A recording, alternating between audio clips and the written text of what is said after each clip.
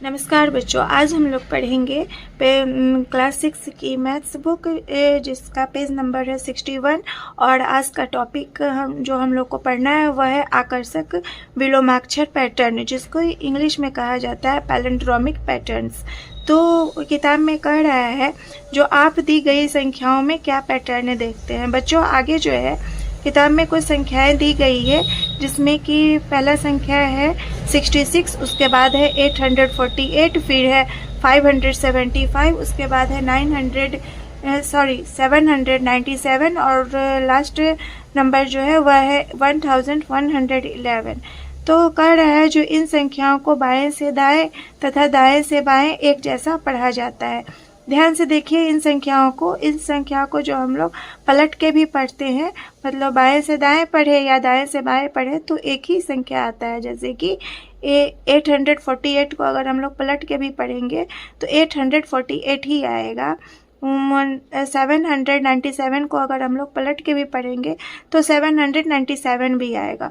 तो ऐसी संख्याओं को जिनको हम लोग पलट कर भी एक ही जैसा संख्या आता है, तो वैसी संख्याओं को पैलिंड्रोम या पैलिंड्रोमिक संख्या कहते हैं।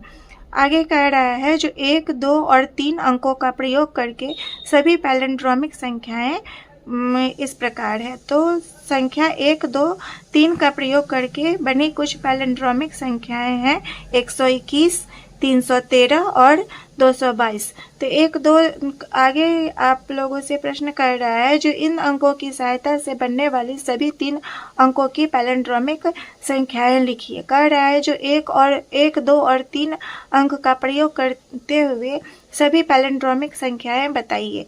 तो बच्चों 1, 2, 3 अंकों का प्रयोग करके जो है हम लोग टोटल 9 पैलिंड्रोमिक संख्याएं बना सकते हैं, जिसमें कि 3 जो है यहाँ पर मेंशन कर दिया गया है किताब में, जो इस प्रकार है 121, 313 और 222। तो इसके अलावा जो है कुल 6 और पैलिंड्रोमिक संख्याएं हैं जो हम लोग 1, 2 और 3 अंकों का प्रयोग करते हुए कर सकते हैं, जो कि इस प्रकार है। तो देखिए सबसे पहले जो है 1, 2, 3 अंकों का प्रयोग करते हुए हम लोग कुल 9 पैलिंड्रोमिक संख्या बता, जो कि मैंने आप लोगों को पहले ही बता दिया है। 3 किताब में मेंशन है और बाकी जो 6 है वह इस प्रकार है, जिसमें कि पहला है 111, उसके बाद है 131, उसके बाद है 212 और लास्ट उसके बाद है 232 और उसके बाद है 323 और लास्ट में है 333। तो 1, 2 और 3 अंकों का प्रयोग करते हुए हम लोग यही 9 जो है पैलिंड्रोमिक संख्याएं बना सकते हैं। और आगे कह रहा है किताब में जो पैलिंड्रोमिक संख्याओं को पलटे और जोड़े। अगला टॉपिक है पैलिंड्रोमिक संख्याओं को पलटे व जोड़े।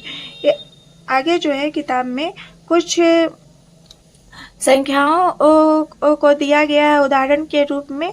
कह रहा है जो इन चरणों का अनुसरण कीजिए। 2 अंकों वाली संख्याओं से शुरू कीजिए, इस संख्या को पलटकर इसी संख्या में जोड़िए। यदि प्राप्त संख्या पैलिंड्रोम है तो रुक जाइए, अन्यथा प्राप्त संख्या को उसी अंकों को पलटने से प्राप्त संख्या के साथ जोड़कर इन चरणों को दोहराइए। तो देखिए बच्चों यहाँ पर किताब में जो है कुछ संख्याओं का उदाहरण देकर बताया गया, जिसमें कि पहला है 34। तो देखिए 34 को जब हम लोग पलट कर लिखते हैं तो लिखते हैं 43। अब इन दोनों को जब हम लोग योग करते हैं, मतलब जोड़ते हैं, तो आंसर आता है मेरा 77, जो कि एक पैलिंड्रोमिक संख्या है। दूसरा उदाहरण दिया गया है 29 को लेकर। 29 एक नंबर है, इसको हम लोग पलट कर लिखते हैं तो लिखते हैं 92 और जब इनको ऐड करते हैं, सम करते हैं, तो आंसर आता है 121, जो कि पलट कर भी उतना ही आता है 121। इस तरह से यह भी एक हम लोगों को यहीं पर मिल गया पैलिंड्रोमिक नंबर्स। नेक्स्ट एग्जाम्पल है 48। इसको जब हम लोग पलटते हैं तो आता है 84 और इसको जब सम करते हैं, इन दोनों को जब सम किया जाता है तो आंसर आता है 132, जो कि पैलिंड्रोमिक संख्या नहीं है। तो जैसा कि पीछे बताया गया है, जो अगर किसी नंबर को पलटने पर जो है सम करने पर पैलिंड्रोमिक संख्या नहीं आता है तो उस सम के नंबर्स को फिर से पलट कर देखें। तो इस सम के नंबर को हम लोग अगर फिर से पलटते हैं तो होता है 231 और जिसको सम करते हैं तो आंसर आ जाता है 363 जो कि एक पैलिंड्रोमिक संख्या है। हम लोग देख रहे हैं जो 363 जो है पैलिंड्रोमिक संख्या है। आगे है नंबर 76 जिसको पलटने पर आता है 67 और उसको सम करते हैं तो 143 आता है जो कि पैलिंड्रोमिक नंबर नहीं है। अब इस सम के नंबर्स को हम लोग पलटते हैं तो आता है 341 और इसको ऐड करने पर नंबर आता है 484 जो कि यहाँ पर हम लोगों को मिल गया पैलिंड्रोमिक नंबर्स। तो यहीं पे हम लोगों को रुक जाना है। आगे कह रहा है इसी प्रक्रिया को कुछ अन्य संख्याओं के साथ भी कीजिए तथा इन्हीं चरणों को दोहराइए। आप लोग जो है कोशिश कीजिए जो कुछ और नंबर्स लीजिए और उसको उलट के ऐड कीजिए और देखिए जो पैलिंड्रोमिक नंबर मिल रहा है कि नहीं। अगर पैलिंड्रोमिक नंबर मिल रहा है तो वहीं पे रुक जाइए। ऐसी कुछ संख्याएं होंगी जिनमें पैलिंड्रोम संख्या प्राप्त करने में इस प्रक्रिया को कई बार दोहराना पड़ेगा। जैसे कि यहाँ भी बुक में भी कुछ नंबर दिया गया है जिसको पैलिंड्रोमिक नंबर आने में समय लगता है तो इसी प्रक्रिया को बार बार दोहराना है और जब तक पैलिंड्रोमिक संख्या नहीं मिलता है तब तक दोहराते जाना है। आगे इस तरह से हम लोग जो है पेज नंबर 61 कंप्लीट कर लेते हैं और पहुंच जाते हैं पेज नंबर 62 में। तो 62 में क्या कर रहा है, 62 में कह रहा है जो क्या आपको ऐसी संख्याएं भी प्राप्त हुई जहां पैलिंड्रोम तक नहीं पहुंच पाए। तो हम लोग उदाहरण लेकर हम लोग समझने की कोशिश करेंगे जो ऐसी कुछ संख्याएं हैं जो जिसमें पैलिंड्रोम तक हम लोग नहीं पहुंच सकते हैं।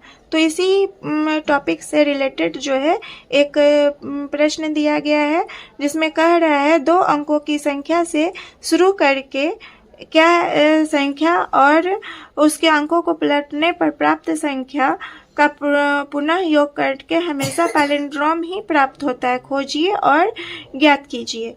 तो इसका उत्तर होगा हाँ, लगभग जो है 2 अंकों की संख्या से शुरू करके जितनी भी संख्याएं हैं उनको जब हम लोग पलटते हैं और उसका योग करते हैं तो हमेशा जो है पैलिंड्रोम नंबर मिल जाता है।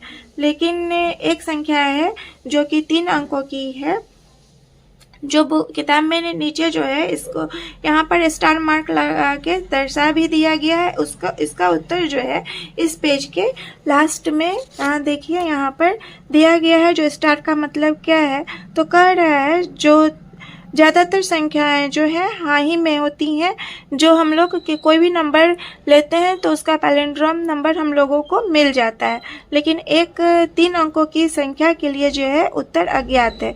ऐसा संख्या जो है वह है 196 ऐसा नंबर है जिसको हम लोगों को जो है पैलिंड्रोम नंबर कभी भी नहीं मिलता है। कितना भी कोशिश करते हैं बार बार पलटने पर भी हम लोगों को पैलिंड्रोम संख्या नहीं मिल पाती है। तो ये जो है 196 जो है वह एक्सेप्शन है, अपवाद है। आगे कर रहा है किताब में जो एक पहेली आप लोगों से पूछा गया है। यहाँ पर एक पहेली का आप लोगों को उत्तर देना है जिसमें कुछ कंडीशन लगाया गया है।